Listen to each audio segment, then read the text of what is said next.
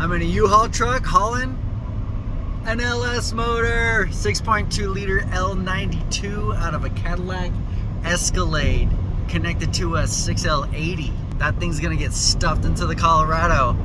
Check it out. So as you saw from the intro, I got the L92, which is basically an LS3, just a slight variation on a few things. This is out of a 2007 Cadillac Escalade, like I said in the intro there, and I'm putting that in the Colorado. So I finally got it in the garage, and I'm still trying to figure out where I want to do this, if a shop wants to help me install this, or if my buddy Jesse or whatever. Still trying to figure that out. So for now, I think I'm just going to clean it up, scrub it down. It is, wow, 15-year motor or something like that. So I'm just going to kind of clean it up, and you guys can watch along, and we'll see if we can get this thing in there as soon as possible.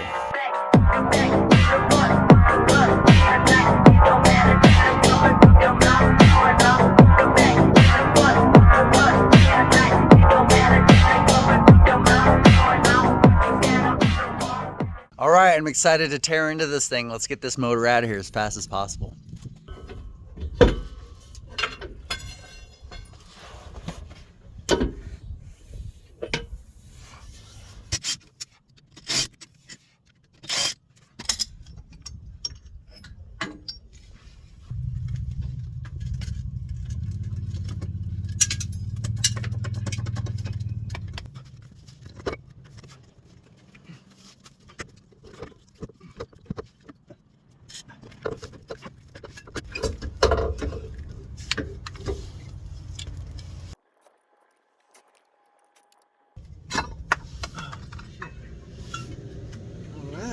Little lesson here. So this is the adapter from the Colorado, the original Colorado's 6L50. So the 6L50 would be right here, and this is the mount and adapter that goes to the transfer case. Transfer case is right here. I have a clocking ring on it because of the BDS lift. It just clocks a little bit.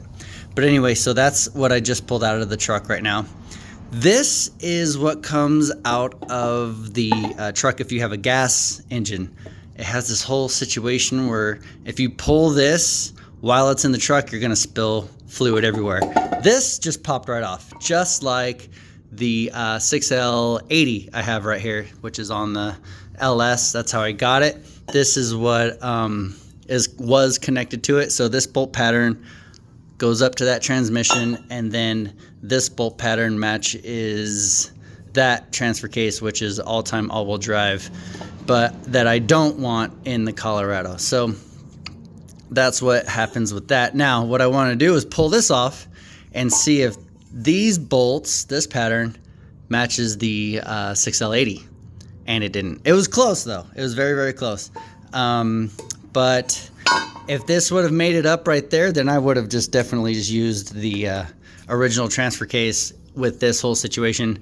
It could be a weak point, yes, but these things are beefy, man. 32 GM spline, front and rear. I might have to change this yoke to something different, but I'm trying to use this before I spend thousands of dollars on an aftermarket transfer case. So what I'm gonna do is I'm gonna take this clocking ring and send it to Advanced Adapters and say, hey, I want this with a custom spacer mount. Like these are both mounts, right? Even this is a mount, and go up to the 6L80 here. So it's the same spline count, GM32. All I need is a custom little mount here. I'm gonna measure the width of this and say, hey, 6L80 to NQ7. And I'm gonna send them this bolt pattern because nobody knows this NQ7 bolt pattern. So anyway, pretty cool. Like I said, this is out of the gas Colorado ZR2, whatever you want. This is out of the diesel ZR2 because this has the 6L50, this has the 8L45, and this is off of the 6L80 here. So got to kind of figure my way around this whole situation here. Look at transfer case. Oh man, so that's where I'm at right now. All right, so I have the hood up. I have it strapped to a little light bar there. All I did was, where is it? All I did was unhook these little ball joints from both sides, and the you can't really see it, but there's like a block for this bracket, so it cannot go back any further, and it has plenty of room. It's not hitting anything, so it's as far as it can go back with the strap. So it's nice and steady. That's not going to fall. It looks sketchy, but it's definitely not. And then if you noticed, I don't have that tray going all the way across right here. So I laid it out here for you. I took this out about a month ago or a few weeks ago, and just kind of laid it out for you guys to see what it is. So this holds your windshield wipers, and on this side right here, it's like a double-sided sticky tape, so you don't get water into your your cabin air system. So took all that out, and it's looking really good. So this is the back of the motor, and it's going to come straight out of this thing, so it's not going to hit the windshield. I think I'm going to end up taking the radiator out so everything can kind of come forward a little bit, because I'm taking the transmission out with it. I already took out the transfer case, sitting right there. So all I really have to do is unplug a bunch of things. Like I undid my air box, I took out my air compressor, drained and unplugged the radiator, and a bunch of other things. So all I gotta do is keep unplugging, and then this thing will come right out. So I just undid the front grille here. Let's see if this will come out.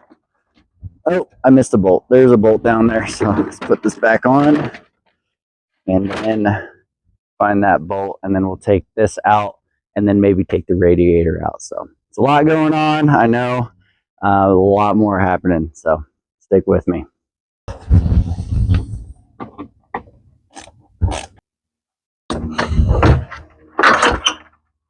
Right.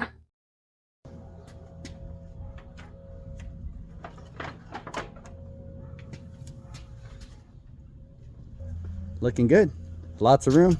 So it's just oh, here's the course port right here, the top of it. So just unbolts, take the radiator out, and now I have to unplug a few things with the motor, and let's get that thing out of here. The only thing I don't have disconnected are the fuel lines, and once I get the little tool that's coming in Amazon today, I can undo the fuel lines. I already have it all ready to get pulled out, so that'll come out with the transmission, and this thing will go in. So hopefully I can get this thing in either today or tomorrow. Here's the radiator right here. So this is the radiator. Here's the intercooler for the turbo. Don't need that anymore, so that will come off. Fan shroud, don't need that anymore because I'm gonna get this electric fan, the Colorado electric fan, and the current performance wiring should plug right into that. Here's my diesel fuel tank. I think I'm still gonna use the tank. But this lifter pump is different. Actually, I have it right here. Is different than the gas lifter pump. So there's a few different lines. They look a little bit different. Here, let me put both in view. Oh, it has basically a bleed off right here for air pressure or something like that. I don't know, but the gas one does not have that. And also the plugs, the electric plugs right here, the prongs, I can't get in there. Oh, there we go. The prongs are a little bit different. So this is the diesel one right here, if you can see in there. There's 4 of them, and they're kind of offset. And geez, I keep dropping this thing. And here is the gas one, the gas prong. So they're 4 straight across. So hopefully the wiring will be good with that. I think I'm gonna still use this lift pump because I don't want to mess with the electronics of the system. But if I need to, I'll plug that one into there, and hopefully that'll work. So I took the exhaust off. It's really nice and clean under the rear of the car right now. Oh, there's my R1. Have you guys seen my R1?